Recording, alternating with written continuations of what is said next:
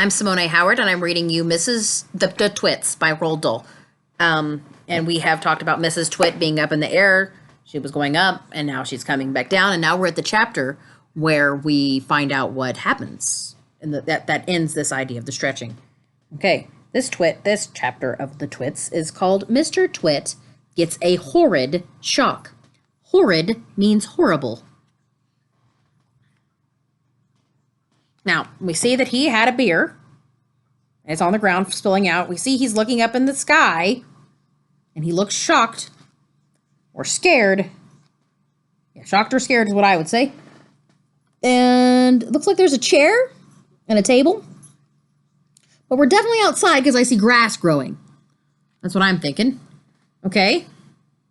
So I flip through the chapter, see if I can see any more pictures, and I do see a picture. There it is.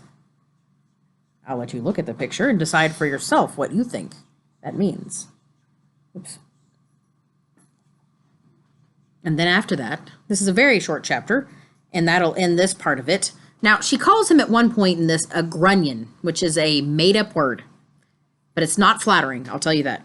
She also calls him grizzly, which is a great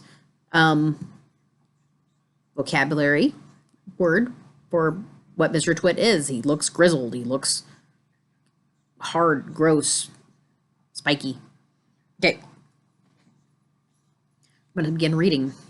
Mr. Twit gets a horrid shock. Mr. Twit, who thought he had seen his ugly wife for the last time, was sitting in the garden celebrating with a mug of beer. Silently, Mrs. Twit came floating down. And when she was about the height of the house above Mr. Twit, she suddenly called out at the top of her voice, "Here I come, you grizzly old grunion! You rotten old turnip! You filthy old frumpet!" Frumpet is also a made-up word, but a turnip is real. It's a vegetable. Mr. Twit jumped as though he'd been stung by a giant wasp. He dropped his beer and looked up. He gasped. He gaped. He gurgled. A few choking sounds came out of his mouth. "Ugh," he said.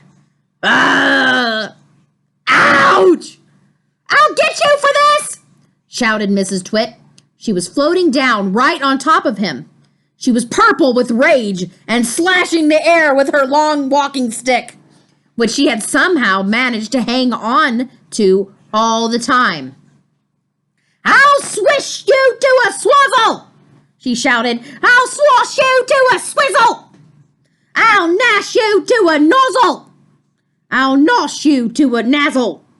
And before Mr. Twit had time to run away, this bundle of balloons and petticoats and fury and fiery fury landed right on top of him, lashing out with the stick and cracking him all over the body.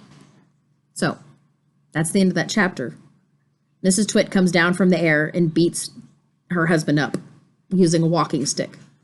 She lands right on top of him, which is very convenient. Okay, so let's go back to some of the things she was calling him. So she starts off with the, "Here I come, you grizzly old grunion," which means you hard, gross-looking grunion, which a grunion is nothing. I've looked it up. It's not a real thing. "You rotten old turnip." That's an old rotting vegetable. "You filthy old frumpet." A gross, disgusting frumpet. The frumpet is also a made-up word. Has no meaning. And he is shocked by this. And then she comes slashing down, which means she's beating it through the air. She's trying to hit him with a walking stick. "I'll swish you to a swazzle," which is also made-up words. "I'll swash you to a swizzle," like you can swashbuckle. Like, so that's real as swash, but the swizzle is not. Or you can think of a swizzle stick, but I don't think that's what she meant. "You can gnash. I'll gnash you to a nozzle," which is also not a word. But I'll nosh you to a gnazzle. Nosh is actually a word for eat. Nosh you to a gnazzle. I don't think gnazzle has also no meaning. So there's a lot of fun made-up words in this chapter.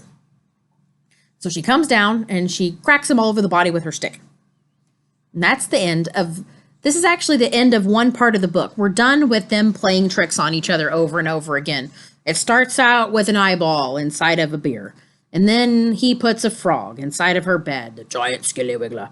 And then she takes and feeds him wormy spaghetti. And it's disgusting. And then he tells her she's got the shrinks.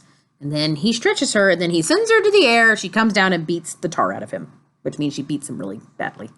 But they never actually come back to this. This is where this idea ends. They never have a conversation about how he tried to kill her. They never have a conversation about how she beat him really hard with her stick. None of this happens. And so we're going to come up to the next chapter, and it's going to change the tone and the plot of the book. And that chapter is called The House, the Tree, and the Monkey Cage. So we'll come up to that one next time we record.